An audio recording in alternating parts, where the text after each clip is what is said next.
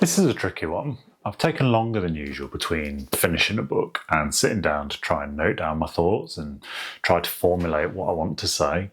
And the reason for that is honestly, I just don't think I can do this justice. I'm very new to this whole thing of talking publicly about books, and then I read something as huge and as hard to talk about as The Handmaid's Tale.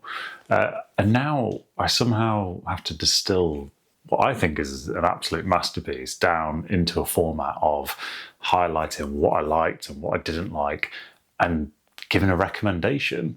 And honestly, that's a little bit intimidating. So I need to set out at the start that I don't think I'm really actually going to do this book justice, and I can only apologise for that.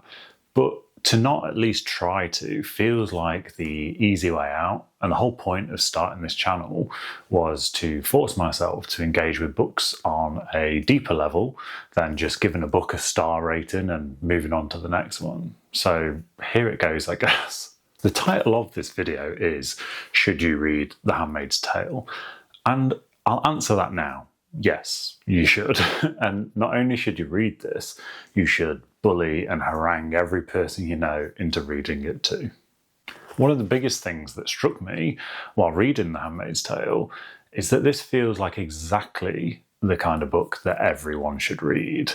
Now, if you knew me in real life, you would know that that's actually one of my favourite things to say about a book that I think imparts some kind of crucial message. You know, I always say they should force kids to read this in school. But to be honest, never before has that been more true. Now, something I realised when I came to this often repeated phrase of mine, at least this time, is that unfortunately it's usually the people who most need to read the book that probably won't. And that's pretty scary, particularly when you look at what is happening with reproductive rights and women's rights in general, even today. You know, this book is a warning, and I don't know if it'll be heard by those who need to hear it. There are lessons here about power, control, gender, religion, and how easily ideology can be weaponized. This book forces you to sit with uncomfortable truths about societies and how they justify oppression and who gets silenced in the process. Justify is an interesting word, actually, when it comes to the Handmaid's Tale, and it reminds me of a phrase I heard many years ago around villains in stories and how to write them more effectively. And that phrase was, no one is the villain of their own story. It's amazing how the villains in this story just justify their actions. And you can see that they wholly believe that what they are doing needs to be done. They think they're doing the right thing. And this is particularly true for believers like Aunt Lydia. Anyway, I've been stalling long enough. Let's get into it. So this is one of those books that almost feels like it exists outside of the book itself, even if you've never read it and even if you've never watched the TV adaptation. Chances are you already have a vague sense of what The Handmaid's Tale is about.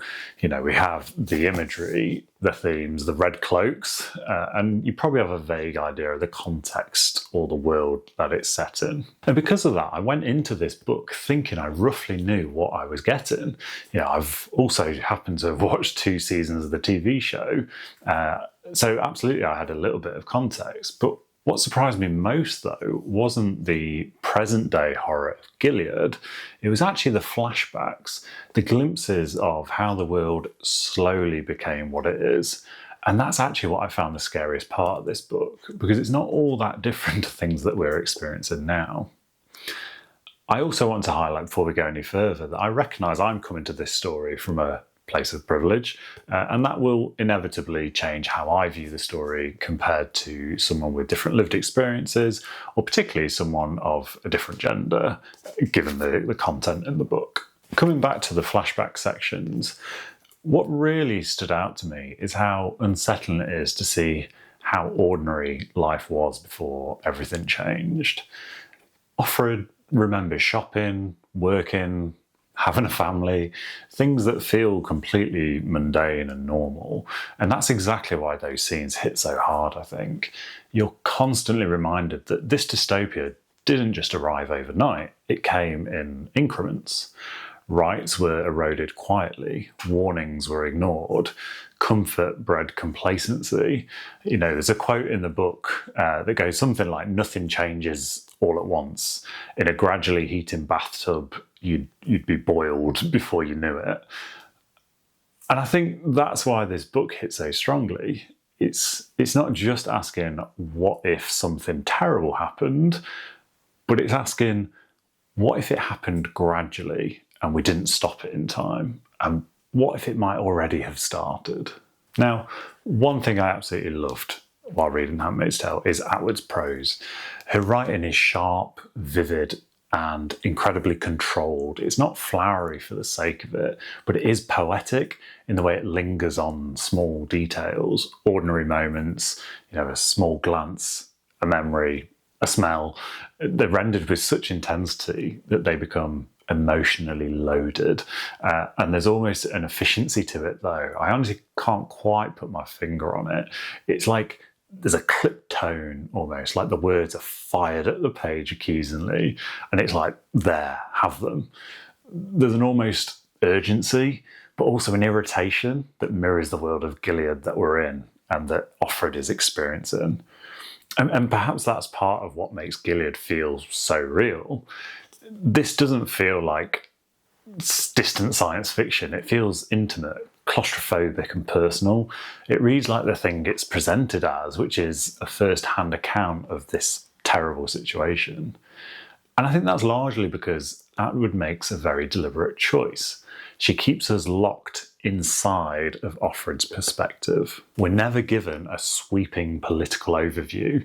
There are no long explanations of military coups or detailed timelines of a collapse. Everything that we know because Offred knows it, or experiences it, or remembers it. And on one hand, I love this. It makes the story feel human rather than theoretical. You experience Gilead the way someone living inside it would, through confusion, fear, garbled information, and rumour. But on the other hand, I won't lie, I was desperate for more context. I wanted to know more about how exactly Gilead came to be. What failed politically? How did people allow this to happen? What resistance was there? How did that look on a larger scale? But then the more I thought about it, the more I realised that this frustration is kind of the point. The lack of information mirrors Offred's lack of power and lack of information. Knowledge itself becomes something that's controlled, and that's the same for the reader too. Another reason this book works so well is how, unfortunately, plausible it feels. Nothing in Gilead is fantastical. There's no advanced technology or alien systems. Everything is rooted in real historical practices, religious fundamentalism, and patriarchal structures that already exist. It's just pushed to an extreme. And that is what makes it so chilling. It doesn't feel like a warning about some distant future. It feels like a warning about patterns that we're perhaps already seeing, things that we can look at and go, yeah, that could happen. It's pretty bleak. And with that said, this is not an easy book to read emotionally. The tone is oppressive, it is bleak.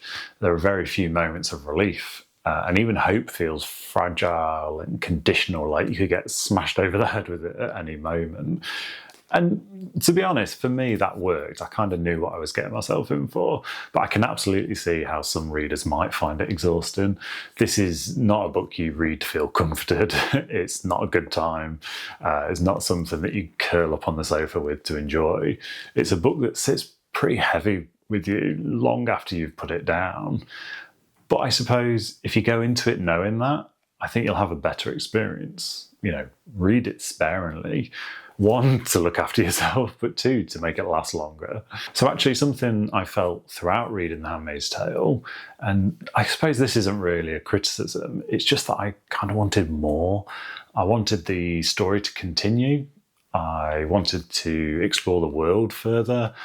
And that's probably because I've seen some of the TV adaptation, which expands the narrative beyond what the book gives us, even by season 2, which is as far as I've gotten in the TV show at the moment. But that's not really the book's fault, is it? The Handmaid's Tale is intentionally contained. It's, I guess, not really trying to build this expansive universe. It's trying to trap you inside one woman's lived experience. And in that sense, it succeeds completely. One part I struggled with most is the epilogue, the historical notes, I think it's called.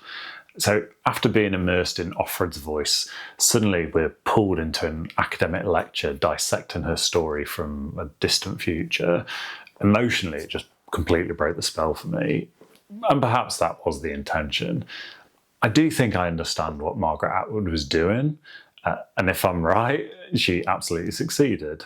Because it feels really jarring that we go from spending the whole book with Offred and from Offred's perspective to that of a male academic years later who's given I think it's a lecture, analysing, questioning and reframing a woman's experience, and perhaps even questioning how accurate a representation it is.